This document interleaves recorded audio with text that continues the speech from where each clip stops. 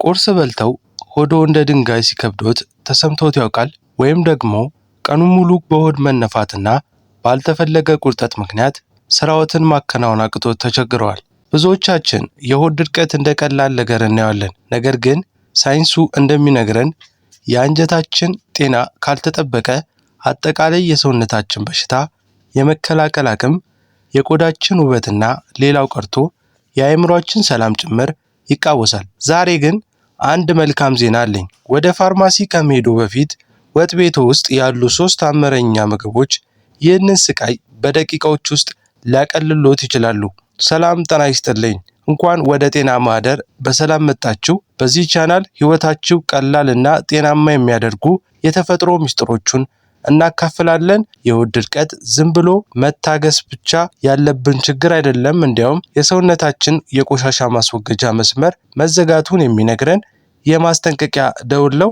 ዛሬም በዚህ ቪዲዮ የአንጀታችን ሪሲት በማድረግ እንደ አዲስ እንዲሰራ የሚያደርጉ በፋይበር እና በጠቃሚ ባክቴሪያዎች የበለጸጉ 3 ምርጥ ምግቦችን በዝርዝር አሳያችኋለሁ። እነዚህ ምግቦች መቼና እንዴት መመገብ እንዳለባችሁ ካወቃችሁ ከዛሬ በኋላ ሆድ ተነፋ ወይም ተቸገርኩ የሚለው ቅሬታ ታሪክ ሆኖ ይቀራል። ቪዲዮን ከመጀመራችን በፊት ይህ መረጃ ለብዙዎች እንዲደርስ ላይክ ማድረጋችሁን አትርሱ። ለቻናሉ አዲስ ከሆናችሁ ደግሞ የጤና ጉዟችን ቤተሰብ ለመሆን ሰብስክራይብ በማድረግ የደወል ምልክቷን ተጫኑ። አሁን ወደ ዝርዝር መረጃው እንለፍ። ትንሽ ስለ ሆድ ድርቀት ገለጻ እናደርግላችሁ። ለመሆኑ የሆድ ድርቀት ሲባል ምን ማለት ነው? ብዙዎቻችን በቀን አንድ ጊዜ ካልተወገደ የሆድ ድርቀት ይመስለናል። ነገር ግን የጤና ባለሙያዎች እንደሚሉን የሆድ ድርቀት የሚባለው በሳምንት ከ3 ጊዜ ያነሰ የመጸዳዳት ልምድ ሲኖረን ወይም ሂደቱ በጣም አሰቃቂና ከባድ ሲሆን ነው። ታዲያ ይህ ለምን ይከሰታል? አንጀታችን ምግብን በሚያብላላበት ጊዜ ውሃን የመምጠጥ ስራ ይሰራል። ነገር ግን ምግቡ በአንጀታችን ውስጥ በጣም በዝግታ የመጓዝ ከሆነ አንጀታችን ከመጠን በላይ ውሃ ይመጥናል። በዚህ ጊዜ ሰገራው ይደርቃል። ከዚያም ለመውጣት በጣም አስቸጋሪ ይሆናል። ይህ ችግር እንዲባባስ የሚያደርጉ ዋና ዋና ምክንያቶች የእንቅስቃሴ ማነስ ነው። ቀኑን ሙሉ ተቀምጠን የምንውል ከሆነ አንጀታችን አብሮን ይተኛል። የአንጀታችን ጡንቻዎች እንዲሰሩ ሰውነታችንን ማንቀሳቀስ አለብን። ሁለተኛው ውሃ መርሳት ነው። ሰውነታችን በቂ ውሃ ካላገኘ አንጀታችን ያለው ጥቂት እርጥበት ሁሉ ይመጥናል። ይህም ሰገራው እንደ ድንጋይ እንዲጠጠር ያደርገዋል። ሌላው የቃጫ እጥረት ነው። ፋይበር ለምግብ መፈጨት ስርዓት እንደ መኪና ነዳጅ ነው።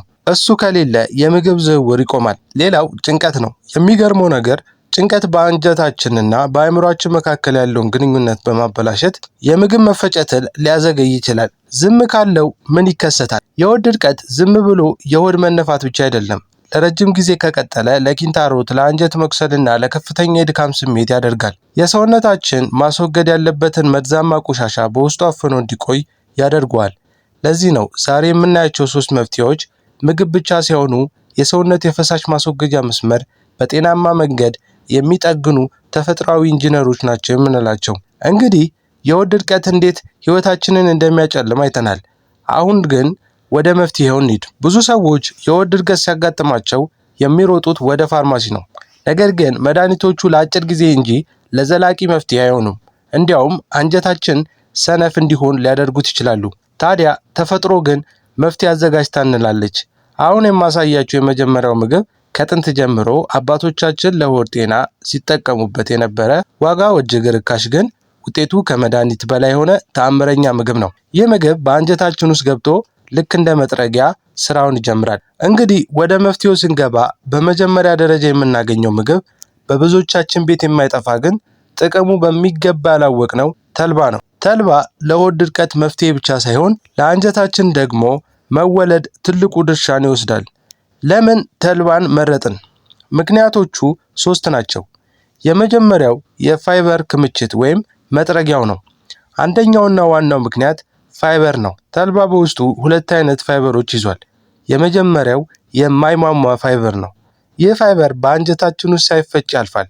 ስራው ልክ እንደ መጥረጊያ በአንጀት ግድግዳ ላይ ተጣብቀው የቀሩ ቆሻሻዎችን እየገፋና እየሰበሰበ ወደ ውጪ እንዲወጡ ማድረግ ነው። ሁለተኛው የሚሟሟ ፋይበር ነው። ይህ ደግሞ ከውሃ ጋር ሲገናኝ እንደ ጄል ይወፍራል። ይህም ሰገራው እንዲለሰልስና አንጀታችን ሳይጎዳ ያለምንም ጭንቀት ህመም በቀላሉ እንዲወገድ ያደርጋል። ሁለተኛው ነጥብ ተልባ በኦሜጋ 3 ፋቲ አሲድ እጅግ የበለጸገ መሆኑ ነው።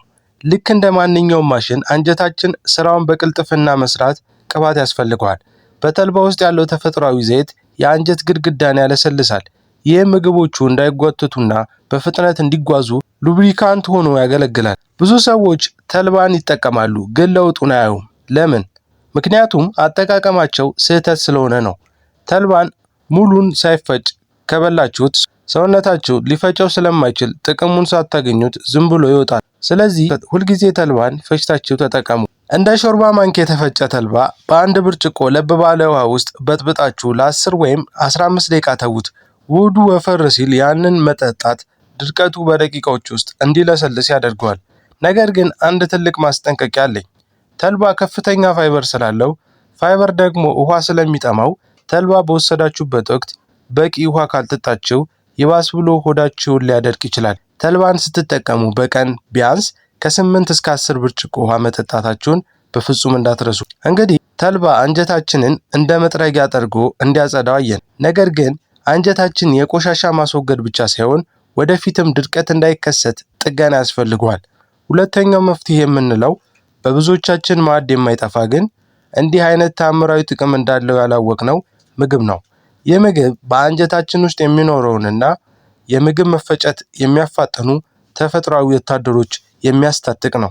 እሱም እርጎ ነው። እርጎ ለሆድ ድርቀት መፍትሄ እንዲሆን የሚያደርጉት 3 ዋና ዋና ምክንያቶች አሉት። የመጀመሪያው ፕሮባዮቲክስ ነው። ሕያው ወታደሮች። አንጀታችን በቢሊዮን የሚቆጠሩ ባክቴሪያዎች መኖሪያ ነው። እነዚህ ባክቴሪያዎች ጥሩና መጥፎ ተብለው ይከፈላሉ። የሆድ ድርቀት የሚከሰተው መጥፎቹ ባክቴሪያዎች ሲበዙ ነው። እርጎ በውስጡ ፕሮባዮቲክስ የተባሉ ሕያዋንን ጠቃሚ ባክቴሪያዎች ይዟል። እነዚህ ወታደሮች አንጀት ውስጥ በመግባት የምግብ መፈጨት ሂደቱን ያፋጥናሉ። የቆመውን የአንጀት እንቅስቃሴም መልሰው ያስጀምራሉ። እርጎ ሲመረቅዝ ላክቲክ አሲድ ያመነጫል። ይህ አሲድ በአንጀት ውስጥ ያለውን የኬሚስትሪ ሁኔታ በማስተካከል ምግቦቹ በፍጥነት እንዲሰባበሩና በቀላሉ እንዲጓዙ መንገድ ይከፍታል። ይህ ማለት ምግቡ በአንጀት ውስጥ ተቀምጦ እንዲደርቅ እድል አይሰጠውም ማለት ነው። ሶስተኛው የእርጎ ጥቅም እርጥበትና ቅልጥፍና ነው። ከፋይበር ምግቦች በተለየ እርጎ ለስላሳና ፈሳሽነት ያለው በመሆኑ ለአንጀት ግድግዳዎች ከፍተኛ እርጥበት ይሰጣል። ይህ በተለይ ለደረቅ አንጀት እንደ ማለስለሻ ሆኖ ያገለግላል። እንዴትና መቼ እንጠቀም? ተፈጥሯዊ ነገር ይምረጡ። በፋይበር ተዘጋጅተው ስኳርና ጣፋጭ የበዛባቸው እርጎዎች ጥቅማቸው አነስተኛ ነው። ይልቁንም በቤት ውስጥ የተረባ ወይም ጣፋጭ ያልተጨመረበት እርጎን ይጠቀሙ። እርጎን በቀን አንድ ጊዜ በተለይም ጠዋት በባዶ ሆድ ወይም ከምሳ በኋላ መውሰድ አንጀቶ ቀኑን ሙሉ ንቁ ሆኖ እንዲውል ያደርገዋል። ጥቅሙን ለማብዛት ቅድም ከጠቀስናቸው ከተፈጨ ተልባ ጋር ቀላቅላችሁ ብትመገቡ ውጤቱ እጥፍ ድርብ ይሆናል። አንድ ነገር ግን ልብ ማለት አለብን። አንዳንዶች የላም ወተት ስንወስድ ሆዳችን ሊነፋን ይችላል። እርጎ ግን በመብካቱ ምክንያት ከወተት የተሻለ በቀላሉ ይፈጫል። ሆኖም ግን ከፍተኛ የወተት አለርጂ ካለባችሁ ይህንን መፍትሄ በጥንቃቄ ተመልከቱ። እስካሁን አንጀታችን በተልባ ጠርገናል። በእርጎ ደግሞ ጠቃሚ ባክቴሪያዎች ሰራዊት አስርገናል። አሁን ደግሞ የቀረው ማንኛውም ጠንካራ ምግብ እንደ ሰም የሚያቀልጥ አንድ ታምረኛ ፍራፍሬ እናያለን። ይህ ፍራፍሬ በገበያው በምናገኘው ዋጋው ርካሽ ግን በውስጡ የያዘው ንጥረ ነገር ከመድኃኒት ቤት እንደምትገዙት ማለስለሻ መድኃኒት እኩል የሚሰራ ነው። እሱም ፓፓዬ ነው። ፓፓዬ ለሆድ ድርቀት ፍጹም መፍትሄ ነው የሚባለው በምክንያት ነው። እነኚህ ዋና ዋናዎቹን የመጀመሪያው ፓፒን ነው። ፓፓዬ በውስጡ ፓፒን የተባለ እጅግ ኃይለኛ ኢንዛይም ይዟል። የዚህ ኢንዛይም ስራ ፕሮቲን ያላቸው ምግቦች እንደ ስጋ፣ እንቁላል፣ ጥራጥሬ ያሉ በፍጥነት ሰባብሮ ማድቀቅ። ብዙ ጊዜ የሆድ ድርቀት የሚፈጠረው ፕሮቲን ያላቸው ምግቦች በአንጀታችን ውስጥ ሳይሰባበሩ ቆይተው ሲደርቁ ነው። ፓፓዬ ግን ገና ሆድ ውስጥ እንደገባ እነዚህን ምግቦች በማለስለስ መንገዶቹን ያለሰልሳቸዋል። ሁለተኛው የፓፓዬ ጥቅም ከፍተኛ የውሃና የፋይበር ክምችት ነው። ፓፓዬ 80% የሚሆነው ውሃ ነው። ይህም ማለት አንጀታችሁ ድርቀት በሚያጋጥመው ጊዜ ፓፓዬ መመገብ በአንድ ጊዜ ፋይበርና ውሃ እንደ መስጠት ነው። ይህ ጥምረት ሰገራው ደርቆ አንጀታችን ላይ እንዳይጣበቅና በቀላሉ እንዲንሸራተት ያደርገዋል። ሶስተኛው የፓፓዬ ጥቅም የአንጀት ጡንቻዎችን ማነቃቃት ነው። ፓፓዬ በአንጀት ግድግዳ ላይ ያሉ ጡንቻዎች እንዲኮማተሩና ቆሻሻቸው ወደ ውጭ እንዲገፉ ያነቃቃቸዋል። አንጀቶ ሰነፍ ከሆነ ፓፓዬው ስራውን እንዲጀምር ፑሽ ያደርገዋል። እንዴትና መቼ እንጠቀም? ፓፓዬን ጠዋት በባዶ ሆድ መመገብ እጅግ በጣም ውጤታማ ነው። ሌላ ምግብ ከመብላታችሁ በፊት ፓፓዬ ከበላችሁ አንጀታችሁ ለቀኑ ዝግጁ ያደርገዋል።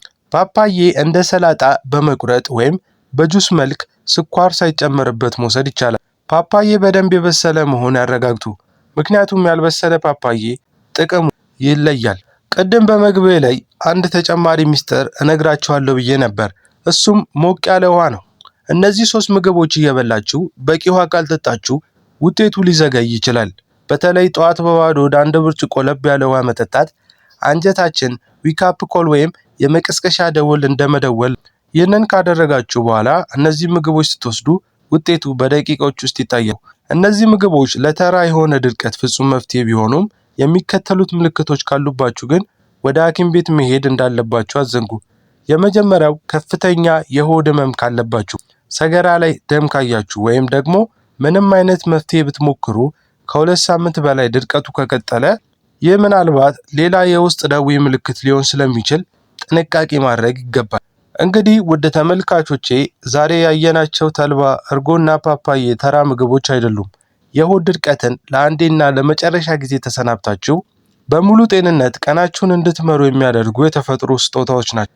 ያስታውሱ፣ ጤናማ አንጀት ማለት ጤናማ ህይወት ማለት ነው። ዛሬውኑ ከነዚህ 3 ምግቦች ውስጥ አንዱን በመምረጥ መጀመር ትችላላችሁ። የእናንተ ለውጥ ለኔ ትልቅ ደስታ ነው። ስለዚህ ለውጥ ካያችሁበት ኮሜንት ላይ መታችሁ ምስክርነታችሁን እንድታካፍሉኝ በጉጉት እጠብቃለሁ። ይህ ቪዲዮ ጠቃሚ ሆኖ ካገኛችሁት ላይክ በማድረግ ድጋፋችሁን ግለጹልኝ። በተመሳሳይ ችግር ለሚሰቃዩ ወዳጅ ዘመዶቻችሁ ሼር አድርጉላቸው። ምናልባት ትልቅ ውለታ ልትውሉላቸው ትችላላችሁ። ለጤናቸው የሚረዱ ተጨማሪ መረጃዎች ሁልጊዜ እንዲደርሷችሁ ሰብስክራይብ አድርጋችሁ የደወል ምልክቷን መጫን እንዳትረሱ። ስለተከታተላችሁኝ ከልብ አመሰግናለሁ። በሚቀጥለው ቪዲዮ ሌላ አስደናቂ የተፈጥሮ ሚስጥር ይዤላችሁ እስክመጣ ድረስ በያላችሁበት ሰላም፣ ፍቅር፣ ጤና ለእናንተ ይሁን። ጤናችሁ በእጃችሁ ነው። ቸር ሰንብቱ።